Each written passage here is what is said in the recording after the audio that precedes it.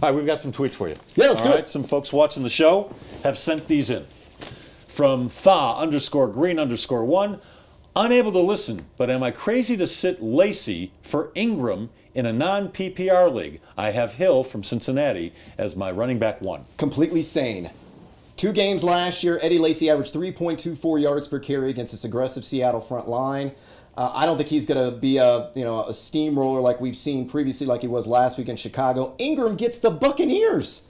They're going to be in Davy Jones's locker in several defensive categories all season long. You play Mark Ingram. All right, next one. From Seth C33, Macklin, Fitzgerald, or Stevie Johnson. Wow, you're putting Stevie Johnson. I know he scored a touchdown last week. Macklin, Fitzgerald, or Stevie Johnson. I'm at work, so I can't listen.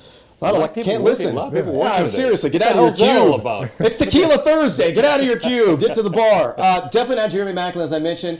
Fitzgerald's got an interesting matchup against the Chicago Bears. However, I'm going with Stevie. Really? 6 catches, over 80 yards, and a touchdown. Remember, no Antonio Gates. Darius Green played a pivotal role. Leon Hall and Pac-Man looked terrific last week. They're going to be all over Keenan Allen. I think underneath, Stevie's going to do the dirty work and get those catches. They're on the road, aren't they? Yes, they are in Still Cincy. like them. In Cincy. Yeah, I love them. Against a pretty good defense. Good defense. Just trying to. Hey, somebody's got to catch the ball. I'm pushing back a little bit here. You all right? Somebody's got to catch the ball. Who'd you go with then, Fitzgerald? Nick Skinner _ Do I sit CJA and start D'Angelo and I love all these acronyms here. Yeah. CJ and start D'Angelo and Ingram. I have to pick between Woodhead and Allen Robinson at flex. Well, you're sitting CJA with D'Angelo Williams and Mark Ingram in your lineup. And D'Angelo, I think, is not going to have a spectacular game, but he's going to get the workload against San Francisco. 20 carries, 80 yards, feasible. Allen Robinson, dude's practically half dead to me at this point after last week. One measly catch.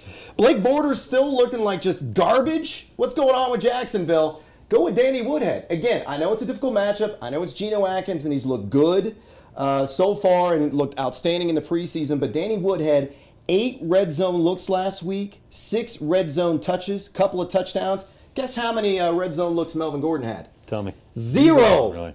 Because Danny Woodhead's a better running back. How about Ingram emerging as a fantasy play now? How about Mark Ingram catching 8 balls last week? Wow. I am stockpiling canned goods. The end is near. All right, here we go. Last one. From Samoan football. Better defense and special teams. The Chiefs versus Manning, short week at Raucous Arrowhead, or Saints versus Jameis Winston in Vegas, the biggest spread, -10. This is a tough one, actually, because I think Justin Houston's going to have him. He gives us information while he's asking a question. Anytime you want to throw in a little Vegas action, I'm totally down with that. I actually speak outwardly about it, unlike Al Michaels.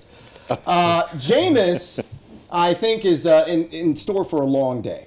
And I think this game could get out of hand. You're facing Rob Ryan. And what does Rob Ryan like to do? Turn up the heat, baby. Yep. He's going to throw everything quarterback, and absolutely. the kitchen sink. And they're at home. I say 4 to 6 sacks for the Saints, probably a couple of turnovers. They may give up a lot of garbage time points, but I think the Saints are the sneaky play in fantasy this week. All right, we're going to get to some sleepers in just a second.